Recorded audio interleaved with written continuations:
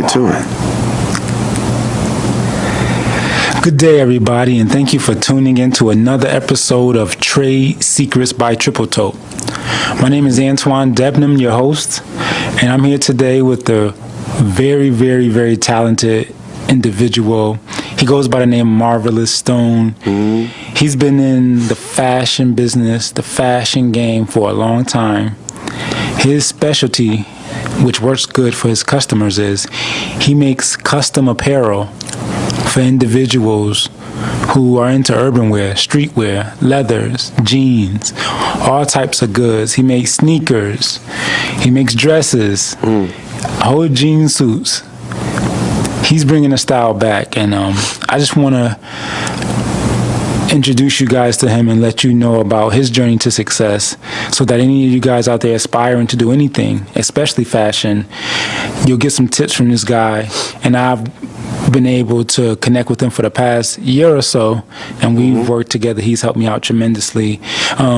Marv Stone, welcome to the show. Hey, man, glad to be here. Tripletote, I see you. Hey, I want to say, first of all, congratulations on you and your endeavors. Thank you. I'm saluting you. I'm a fan. I'm right here with you in spirit and in prayer, because you kicking their ass, brother. Thank you. I appreciate it. Their ass. I appreciate it. Now, I want to ask, how did you get started in fashion? I think how I got started in fashion was like a lot of us, coming up poor, not having, a lot of money and stuff like that. You learn how to try to, make things work, you know what I'm saying? That's right. You sharing clothes with friends, you know what I'm saying? You washing the hell out your sneakers. And I come from the era like where we wash the hell out our sneakers and our laces, you know what I'm saying? So I think it came from back then. It's just something that stemmed through all the different eras of time.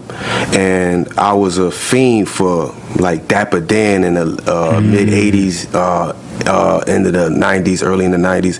And it just died down. It seemed like, fashion when, left, right, the custom side kind of disappeared, and what we were going through with hip hop in the 80s was, an extreme epidemic, and we took over everything. That's right. And there is this style of clothing that I like to make, or custom stuff like that. It's inspired by that era. I'm not going to sit there and say that it's inspired by anything else. It's inspired by that era. To me, those was the golden hip hop years. Yeah. And it was dope for it to circle back around. You know what I mean? It was kind of like, I see a lot of kids that are young, 16, 17, 18, 19 years old, and they love Star Wars. Yeah. Or they love Rubik's Cube. Yeah. They love ColecoVision. So it's like, the old with the new. And then you look at not just fashion, but home couturiering, the contemporary look, or the look with the old and the new, you know what I'm saying? Rustic with the, it's beautiful, and it's in today's times, and I love it. I love being a part of it. I love being from the old school side of it and being able to introduce it back, to the new school. So let me ask you, just to take it back to the old school side, because those were the years where I was introduced to hip hop. Like, I remember my first hip hop thing I listened to, I can remember, was probably the Fat Boys. Now, Cold Cuts Crew and other guys came before them, and I know that my big sister and a lot of older cousins would listen to those, but my first personal interaction with hip-hop, as far as I can remember, was the Fat Boys. When you think about the influence on you for fashion, what groups are we talking about that used to wear things that you like? You can leave them in there. Fat Boys was they was big customers of Dapper Dan. Dapper Dan had specific stuff for them boys because they was big. But I want to say, Rakim, LL Cool J, even when you got real fly, like Superfly, Dana Dane, and Slick Rick. Like, if you wanted to get that other look off, that wasn't that urban look, B. That was that was suits and all of that. That was it was not playing. So, and at the end of the day, these boys was teenagers. You know what I mean? And they had a class, they had a style, they had a something about them that was amazing. That's right. So I would definitely leave them in there. I would definitely, use Big Daddy Kane. The errors that people kind of need to keep in mind with, listen, what's my man name? Melly Mel in them? Yes. Listen, he had tight acid wash jeans that was ripped up with boots up to his knees, and he was fly, and he was a gangster. He had jerry curls. Yeah.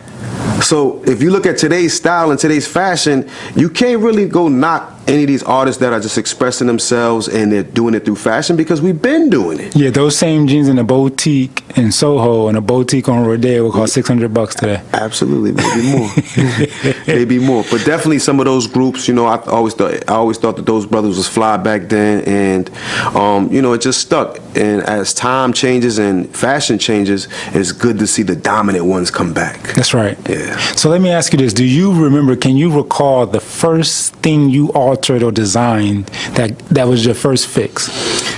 I want to say, first of all, shout out to my man Cardici. I couldn't even have started nothing in fashion because he's the one that first exposed me to being able to see it's doable. You know what I'm saying? Like, I had the brain for it already, of what needs to go there, you know, what needs to go there, and, you know, stuff like that. But it was a mink coat. I got it for $500 from an ex-girlfriend's mom, and it was a sable mink. Actually, this whole story is based upon this brownish mink. It was a sable mink, like a caramel color with like blondish hairs, and it was a big coat. It was a ladies' coat. It was a huge ladies' coat, and I pretty much cut it up and designed it into a motorcycle jacket. Wow. And I went online. I said, let me do something different. I'm kind of like screwed up on being different. I like being different. I'm normal as hell, but I like to do different things. Yeah. So when I'm trying to be different, I really want to be different. So That's I'll right. go on Google and I'll find out who did it, who made it. If they didn't make it, I'm happy. You know what I'm saying? If it wasn't made, or if it was made one or this, that, and third, it wasn't made like this, I'm happy. So I never seen a sable mink motorcycle jacket. Wow. So boom. I designed it. My man Cardici cut it and sewed it up for me, put it together crazy. But that's not the hook. The hook is this. I go to All-Star Weekend. I go to French Montana day party, 2015. And somehow late that night, early that morning, my man hit me in with a screenshot, said something called Mean Coat Game or something like that. And he said, yo, bro, you got tagged with Jay-Z, 50 Cent,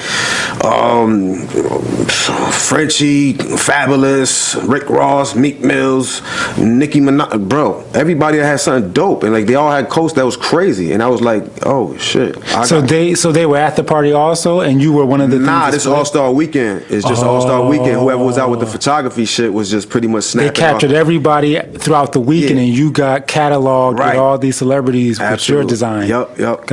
So in that right there, I was like, oh shit, damn. Somebody looked at me like the rest of them big designers. Shout out to LS Collection. He was one of the cats that did some of the jackets as well, and it just felt good. And it was like, yo, so now somebody asked me for a jacket. Oh. With the same mink. And I was like, now I got tricky because how do I recreate one of these? And but then I started looking at the price. I said, this is a $70,000 jacket right here. Be like, you know what I'm saying? What you think I'm gonna be able to get this jacket for you for? He said, I'll give you $5,500. You know, I'll give you $5,000, 48, something like that, trying to haggle me. And I was like, well, I'll tell you what, I'll make you off you can't refuse. Give me $17,500 up front and give me 3 weeks to make it and give me the other $17,500 and I'm gonna charge you $3,500. Boom. He never came up with the money, you know, but it got me working and looking. I know what you mean. Yeah. So once it got me working and looking, I'm like, man, I'm gonna just try this. I ain't gonna go that big. I'm gonna go with something light. I went for a Sherlin, you know. So I was buying Sherlins that was beat up, having my man Cardici cut them and do different things to them, and I was getting the sales off. I was like, okay, I could do this, you know. And then it bounced into, this is too much work. What if somebody want pink, fuchsia, orange, yellow, and this and that and this and that? But I don't know how to you mass produce, right? Yo, how do I do that? I'm like stuck, like Chuck, bad. I can't do nothing. So I'm like, just sick. So a friend was like, listen, man, why don't you try those, you know, those manufacturers that be online? It's 900 million. They probably gonna rob you, but you gonna find somebody. Yeah. And he was laughing it off, but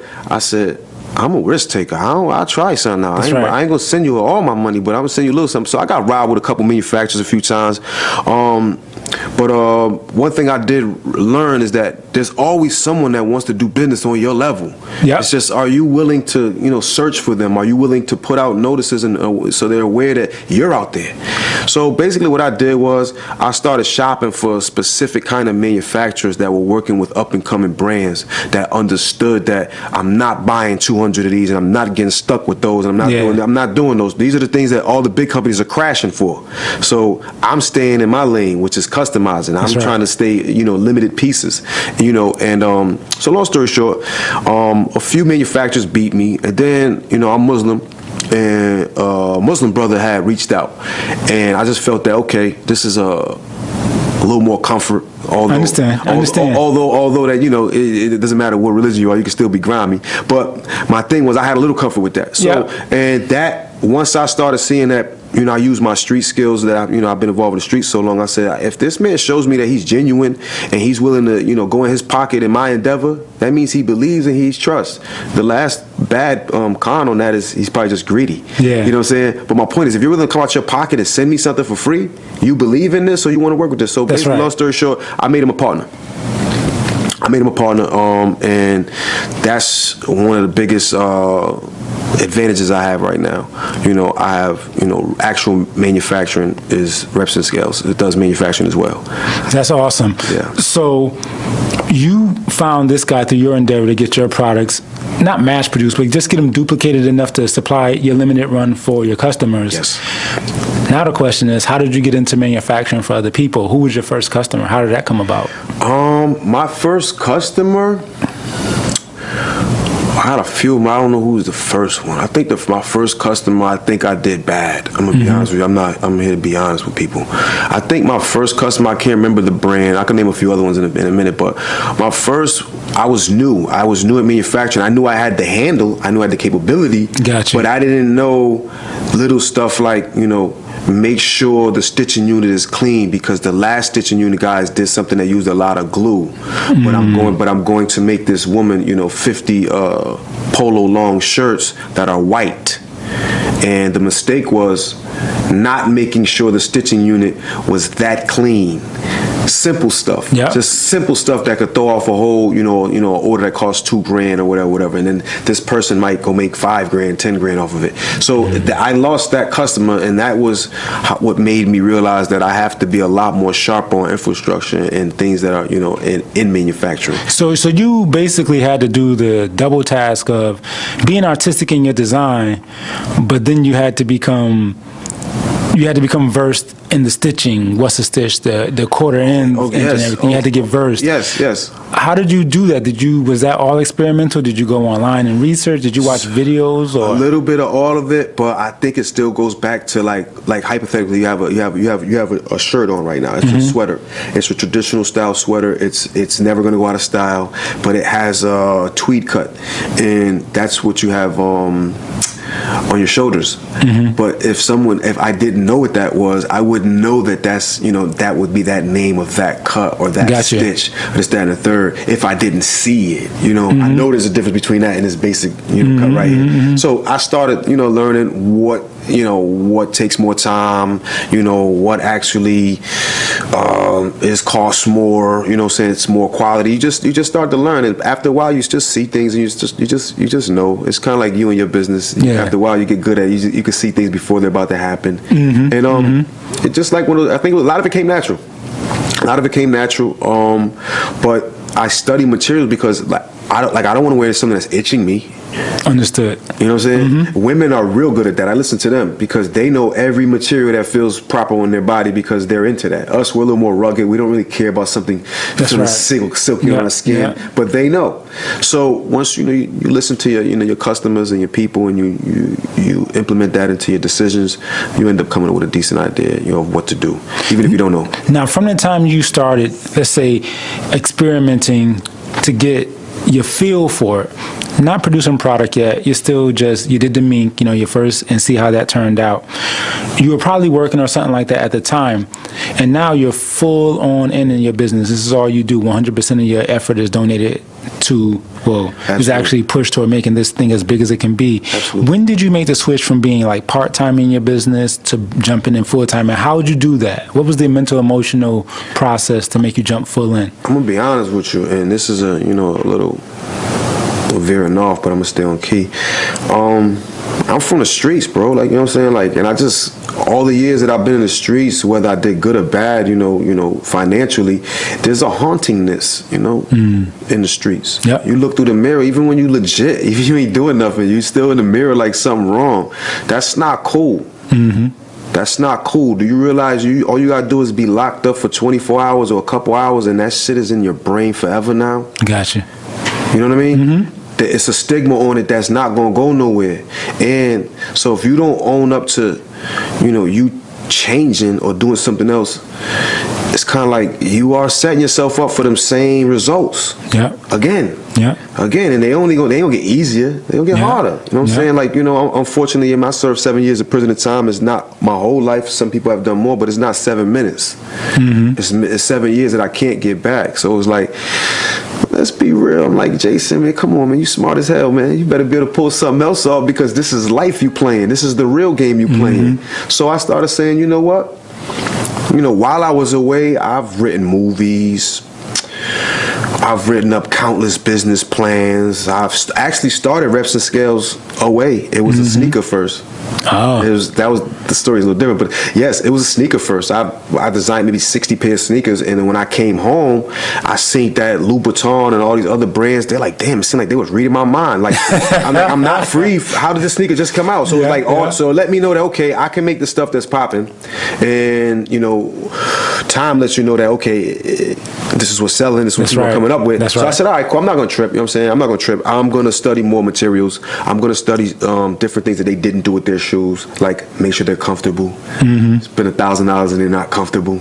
You get it? I can only imagine. I know just experiencing like having a wife wearing high heels, they all hit that point no matter how nice, no matter how much they cost. So I got a good question for you, and this is going to benefit a lot of our listeners, viewers, and readers. Absolutely. Along with dealing with your own perspective when switching from being in the streets to going legit and doing something and getting that off your back, there's also a community that guys you hang out with that were part of that lifestyle also. So now you have to like change, and it's hard because growing up in Hartford like I did, like you did, people aren't quiet and soft. They're really aggressive, right? Yeah. Like, they're gonna be like, what are you doing? Doing that fashion thing? Like, they'll be on you. Listen, let me tell you something. I'm glad you asked that question. Shout out to yourself.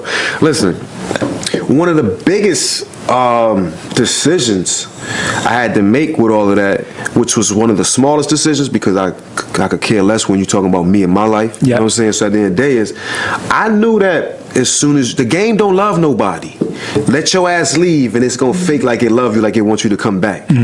You know how many people offer me, positions and certain things like that, and if things would be like this and things would be like that if you still was in the game. I say, I don't have a desire for that. It's like, yo, bro, unless you, like hypothetically, yo, bro, ain't nobody dealing with El Chapo and them to get no real numbers, man. To really get this real money so you can get away, bro. It's all retail, even if you think you're at a wholesale price. So at the end of the day, to me, it's just like I have children, and I got a grandson. Come on, stop, man. I gotta show them that you can do it, and I'm doing it. You know what I'm saying? And doing it, even if your accolade is just something like this interview, somebody appreciating your story. Every step of the way, you gotta appreciate all your accolades. That's right. You know what I'm saying? And then if you appreciate them and you put in what you're supposed to put into your business or your endeavor, you will get paid. It will come back out. It ain't gonna. It's inevitable for it not to come back. Yeah. And I'm just a big non-quitter. So, but back to answer the other question, because I do talk all over the place. If anybody does know. That was value. That was all value. All right, so check it out. This is deep, right? Yes, I've had several friends that if I was in jail or about to, get into like some gangster shit or something like that, they right there 100%, 200% there. But I say, yo, bro, I got a chance to get this bulk order and do this and do that. Throw me $5,000. I'll give you back 6 or 7. Now, if this was a different game and we was talking different, I wouldn't have to give you back 6 or 7. I'll give you back less than that. So if you didn't understand that I'm actually paying you more for your money and your time over here than over there, I'm trying to show you something. But I realize I can't talk to them like that unless they're open-minded enough to step away from it. You know what I mean? Because I too was once like that. I was tunnel vision as well. So I used to get upset. I don't get upset no more. I just try to, just keep grinding, show them through, actions. And it's funny because about 3-4 months ago, I just attracted everything I was looking for.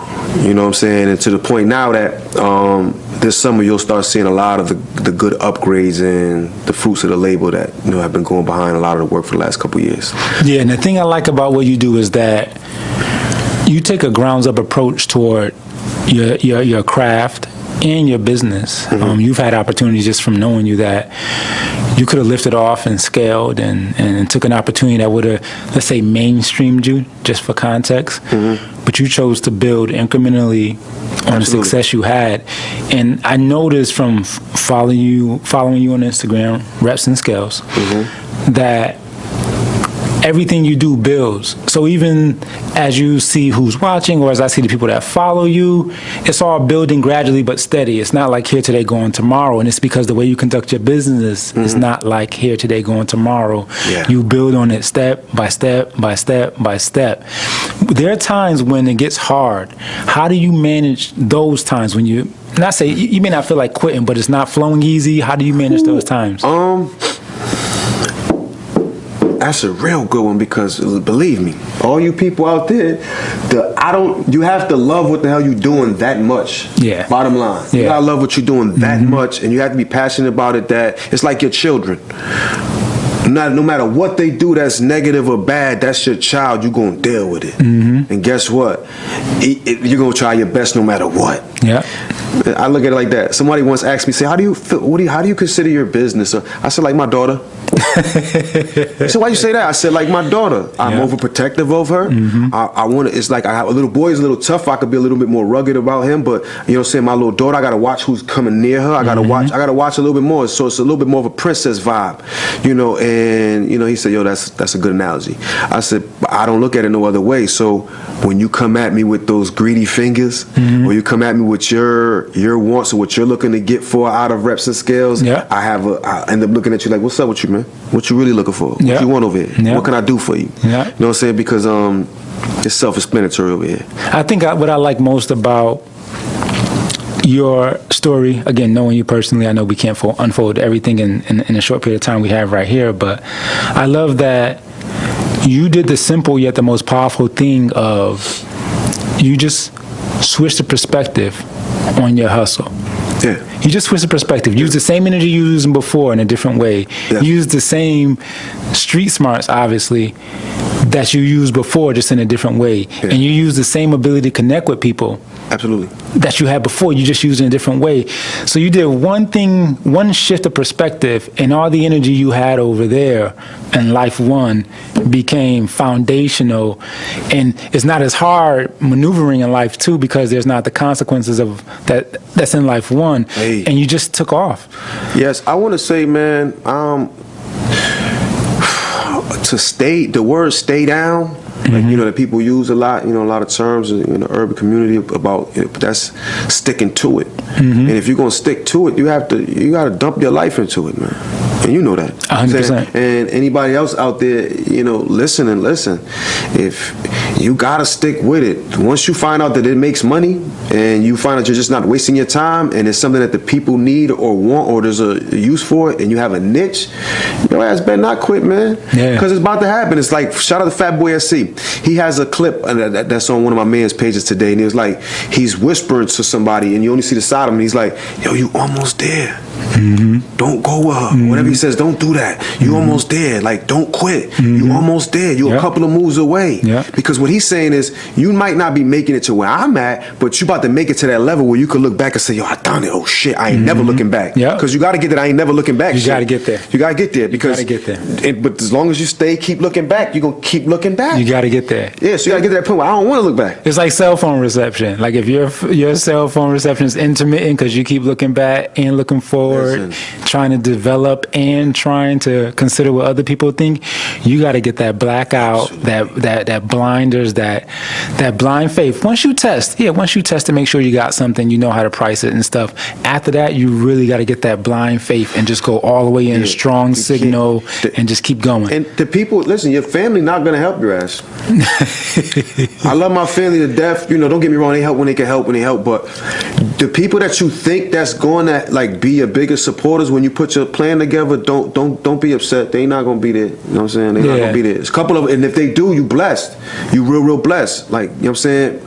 But I speak from I speak for everybody, but where I come from is a different kind of a person, and I really want to motivate them to try these kinds of things, because there's no feeling like this. Yeah. There's no feeling like, it's kind of like, I don't mean to overtalk you, but it's kind of like working out, right? when you develop and you get your muscles and you feel good and you wake up and you actually push yourself off that bed and you just feel like, yo, I could have damn shot myself to the bathroom off that push. You feel like, yo, I'm becoming stronger. Yeah. And you start realizing that everything in life works like that. That's right. Everything. It's that simple. Everything. It's that simple. So you just get stronger at it. And your weaknesses, build on them. My weakness was because I was so independent, I didn't know how to ask for help. And because I've always had money, you know what I'm saying, and stuff like that, I would think to ask for money or an investor or anything like that, I was out. Like, what are you talking about? Get the money. I'm not, but the real reality of those that actually do this don't necessarily use theirs. Yeah, 100%. So, 100%. You get schooled along the way. You start realizing that, the people that are successful is really, really only 1%, man. You know what I'm saying? And it's a mentality thing of, I know it's hard for people to look at things in a certain lens because of what's pushed out there, what makes a good article, what makes a good post. It seems like everybody jumps from, the bucket to the Bentley. But really the grind involved, it's a club. You can feel it. When you meet somebody, you don't need to know them for years to feel a kinship. Like me and you haven't known each other for years, and we almost finish each other's sentences right now because of the way we interact. Because we of that school, it's like a graduating class. Like, we took the risk, and we're taking the risk every day, hopefully, to keep growing, expanding. Sometimes dollars change hands and give us reward. Sometimes they don't. Sometimes you just take a risk and you get a lesson, you get no reward. Listen, man, hey, those entrepreneurial nightmares, if you ever read any of those stories from these guys, they say you gotta be a nut, you gotta be crazy to go out there and try to do it yourself. It's true, but all right, you go work for somebody. Okay, let's say they give you a great position and you're doing good numbers. You're like starting at 17, 18, 19, $25 an hour. Okay, cool. $29 an hour, $37 an hour. All right, you do electricity, you get $59 an hour. All right, he making $138 an hour. Your boss. He cutting you off, he breaking you off that piece. So at the end of the day is, what is he doing that you can't do, that you're not doing? Why can't you go put somebody in there, maybe you give him more, you start upping the pay to 70. You get it? So I understand business, and I understand power, and I understand capital. So you got to get in a position to have your own power and your own capital. You can't expect them to give it to you on their platform. Understood. They built theirs. Yeah. They built theirs. Yeah. Yeah. And you talking about and then sometimes I get a little upset with people that are working class people that have shots to throw at entrepreneurs, and I've heard things like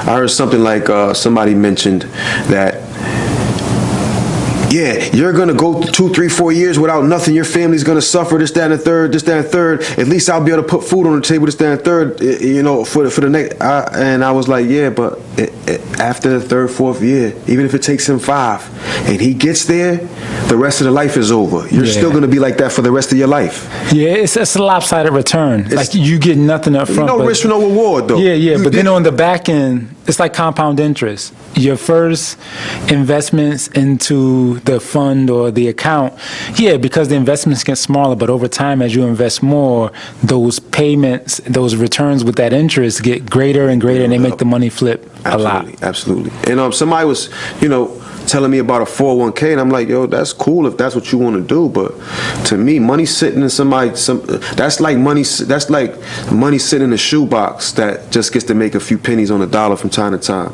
That's not making you any money. The money they're taking out from you, they're not reinvesting it for you to, for you to actually have some money. It's just over time so you can have a little something extra. I could do that for you. Give me your money. I'll give you back a few dollars on that. You know what I'm saying? Like I'm just saying, it's just once you start understanding money and commerce and business and where this stuff is going and how it's going, you start saying, come on, cut that out. And the more experience, and this is what you're going through, I believe, right now, is the more experience you get, you realize the idea of it being a risk is not even a risk anymore.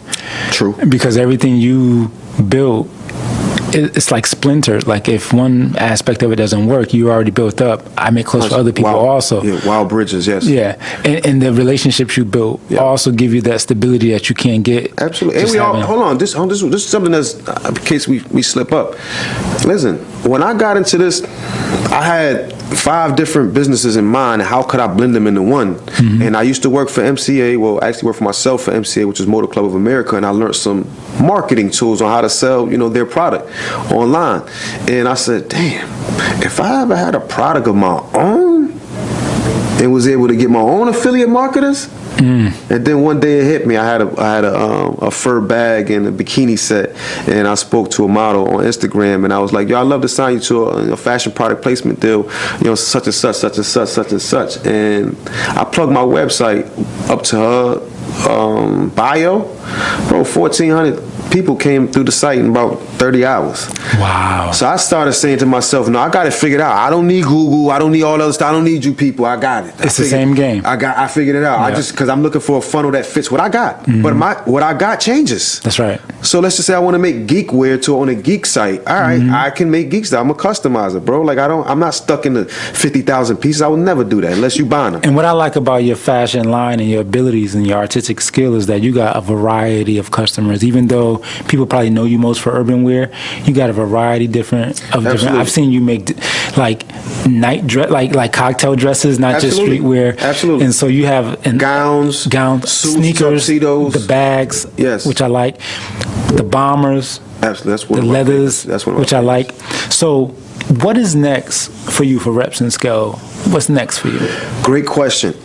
Being that we were talking about a lot of customizing, I am now in a position of many ofs. So what I'm about to do is I've been sampling some pieces over the last 8-9 months to find out which ones get the most, awareness, which ones get the most, likes, or and stuff like that. And now I know which my top pieces are. So I can go and put money into these now instead of just when you're a customizer, you make 4 or 5 different pieces. All right, one of them sells the most. Okay, that might be the one you go make many of. So you might go make 5 or 10 of those.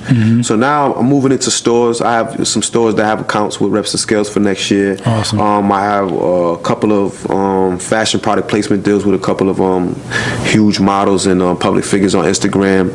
And lately, like I said, I was telling you, I just been studying social media marketing myself, so that even if I have someone actually work with me, I at least know how to check over their work to make sure they are who they say they are. That's right. That's right.